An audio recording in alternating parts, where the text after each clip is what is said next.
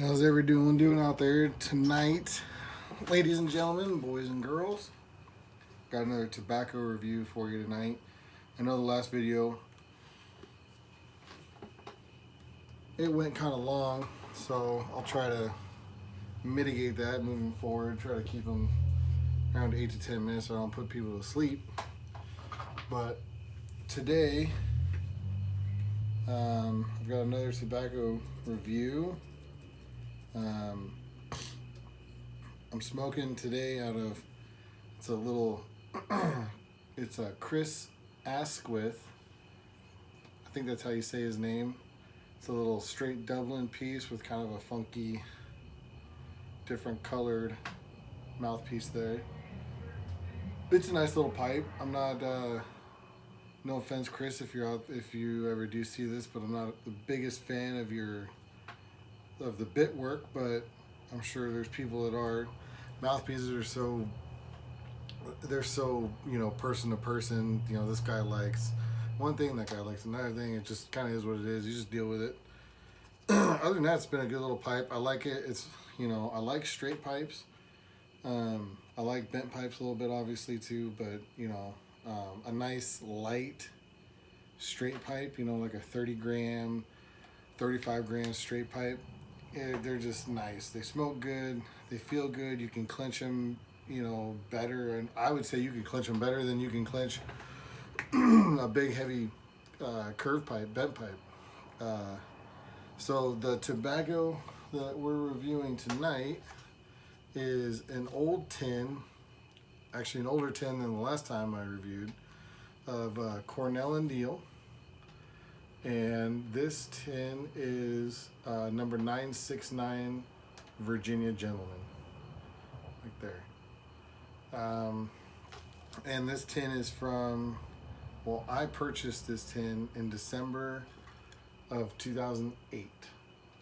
So I apologize to all you guys out there if you're like, why are you're only reviewing tins that are 10, 12 years old. I know, I'm sorry. It's what I've had open. It's what I'm smoking currently, and it just kind of is what it is right now. I'm trying to keep an eye on time here. So that's what we're smoking. There's no tin description, but I know that I know that it has Virginia. It's primarily Virginia Burley blend, and it's got a little bit of Izmir Turkish in it. So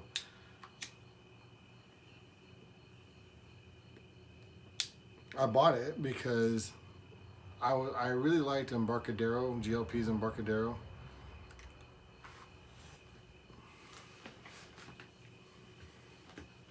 I remember buying it back in 2008 thinking, I really like Embarcadero, that's got Izmir. I'll probably like this. And then it got, I threw it in the cabinet, and then, I didn't find it until a few weeks ago. But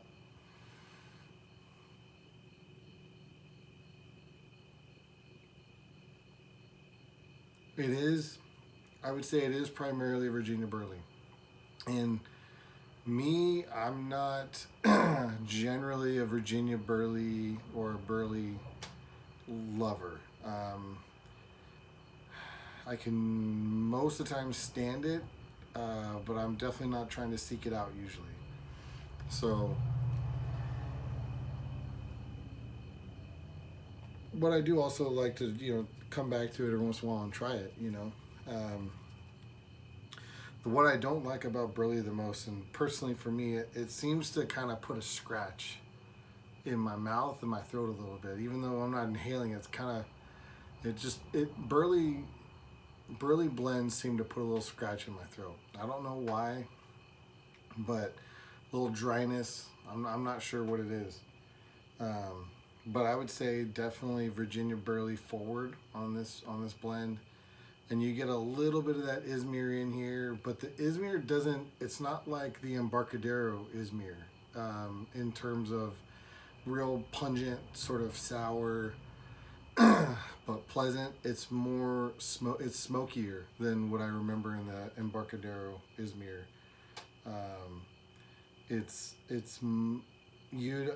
been a couple times where I gotta look up the description and go, there's got to be latakia in here, because it's just it's smokier. I don't know how to explain it. I don't know if it's a totally different Izmir leaf, if it's grown different or whatever from the Embarcadero stuff, or what have you. But I know that the leaf in the tin of Embarcadero would have been that tin. The first tin of Embarcadero I smoked would have been from about the same time, 2007, 2008, somewhere in there, and that's why I bought the Virginia Gentleman. So it's not like we're talking about leaves that may have been produced 10, 12 years apart. They're probably right there close to each other, within a few years or whatever, depending on how long they've been sitting in a warehouse or how long they've been sitting in production. But yeah, generally Virginia, it's mostly Virginia Burley, and I mean it's a nice change of pace for me, but it's not something I run to for sure.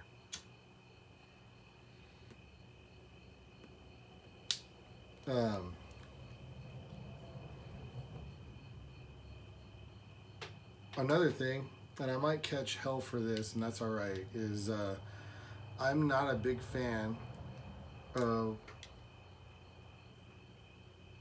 Cornell and Deal produced tobaccos prior to whenever Jeremy Reeves started to take over. And not that I don't like the blends. I've never been a big fan of that cut. It's in my experience, the tobacco that was produced prior to when Jeremy Reeves started producing their tobaccos, doing all that kind of stuff, their head blending in production prior to him. It may not even be him. I'm just throwing him out. I would say when Craig Tarler was producing. Like I said, nothing against Craig Tarler. I think he produced some outstanding tobaccos. But my preference is not that cut. Generally, he would use a real coarse, broad cut, and you get real thick, big, meaty pieces of tobacco. That's never been my preference. My preference is a little bit more ribbon cut, a little bit finer cut. In my opinion, they smoke a little bit cooler. They smoke with a little bit less. Sorry, car going by. They smoke with a little bit. They smoke a little bit less finicky. I think the finer cuts do. I think most people probably agree with that. And you get generally more consistency. In my opinion, just looking at it, I would think you would get more consistency in components being blended. I don't know if that's true or not, whatever, but you see, it just seems like it, right? So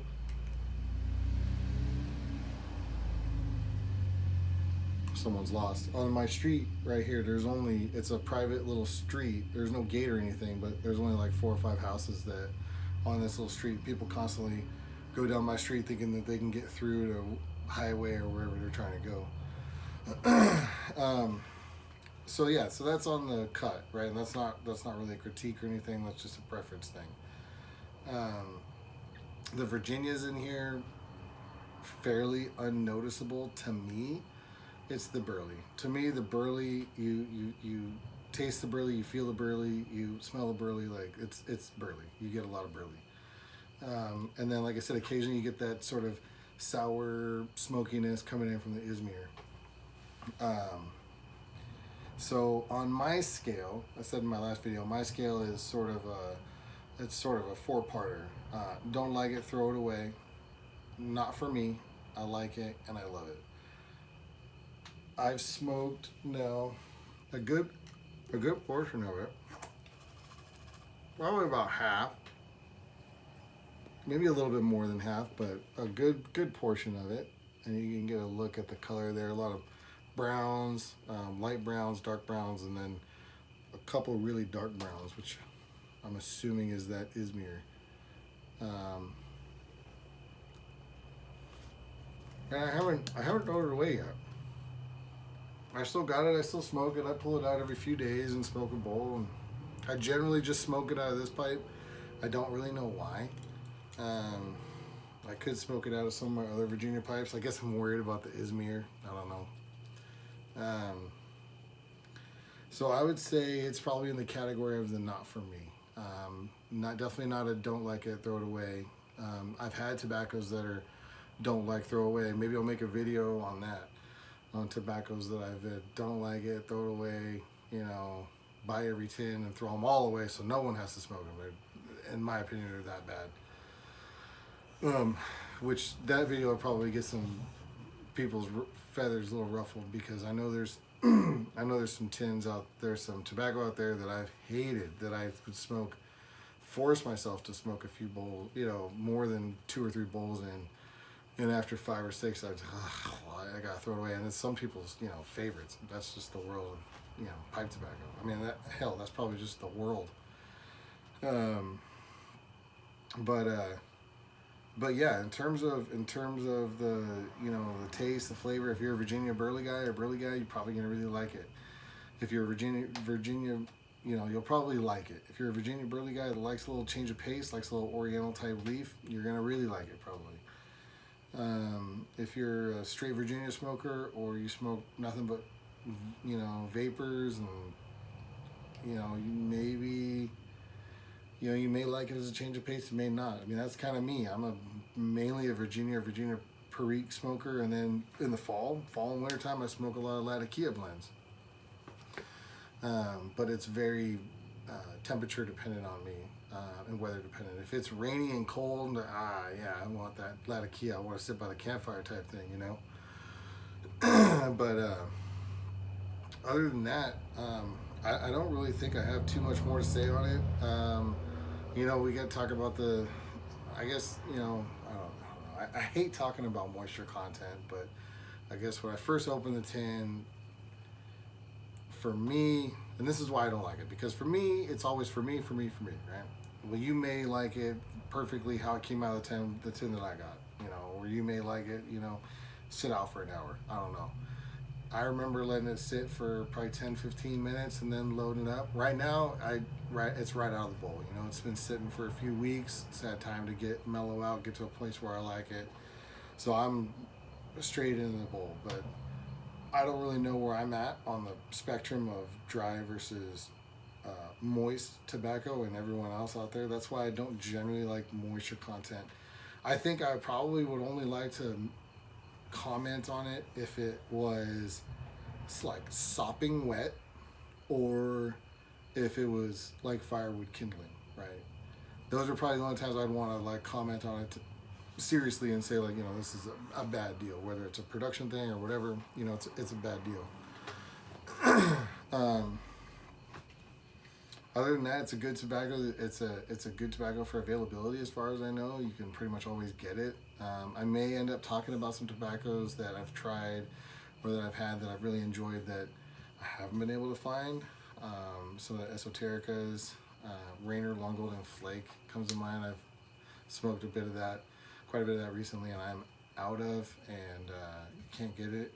I can't find it. So that was within the last year, probably crept into my top 5. I really enjoyed Long Golden Flake. In fact, I bought some tins, 4 or 5 tins of, I'm gonna butcher the name, but it's Tordenskjold pipe tobacco, or Tordenskjold or something like that. And I bought some of that because a guy said, you know, whatever. A guy said, someone said that it was similar to Rainer Long Golden Flake. In fact, they might have actually liked it a little bit better. So we'll try it. I'll probably crack a tin. And I got some younger tins I'll review, so I'm not reviewing only 10, 12-year-old tins, because I don't know how that helps really people. But I got some younger tins that are open right now that I'll review in the next week or two.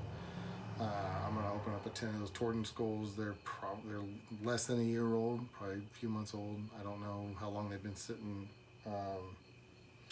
at the place where I bought them. So other than that, that's pretty much all I got.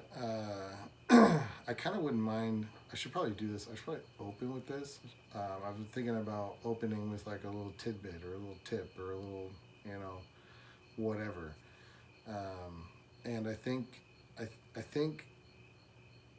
probably should save this for pipe tobacco that I do say don't like it, throw it away. But I'm gonna go ahead and do it now, which is don't be afraid to throw pipe tobacco away. Life is too short to not enjoy, to not try to enjoy every bowl of tobacco that you smoke.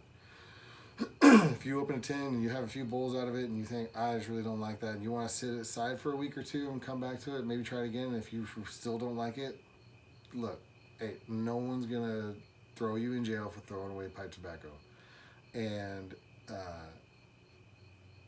I do believe that life is too short for you to sit there and, you know, spend the next 6 months trying to get through that tin of pipe tobacco, hating every bowl of it, just because you feel guilty of throwing it away. I mean, if you get someone you want to give it to, or you want to mail it to someone, or you want whatever, fine, do that. But don't be afraid to throw a pipe tobacco away. So that'd be my little tip, my little thing I want to put out there for this video. I think maybe in the future I should probably try to do this in the beginning, but I don't know. It'd be like kind of like if I remember, I'll do it. If I don't, you know, then I don't. Anyway, I think that's all I got for you guys today for this review. I know it's kind of hard to talk and smoke a pipe at the same time, but you get it. Recap on Virginia Gentelmen. Big burly, very nutty, very earthy. For me, kind of scratches my throat a little bit. Virginias aren't really up to where I would like them to be. But the saving grace for me that making me not throw it away is that Izmir. When it peaks out, it just adds that little interest. Ooh, there's a little something different there. And it's a little bit different than the Izmir that I've smoked. I don't know if it's the burly interplay or the age or what it is, but it's got a little bit of extra smokiness in it to where you almost feel like there's got to be a pinch of Latakia in here, but there isn't. So I'll keep smoking it and I'll enjoy the rest of it, but I probably won't buy any more again. Like I said, it's not really for me, but until next time, take care and have fun.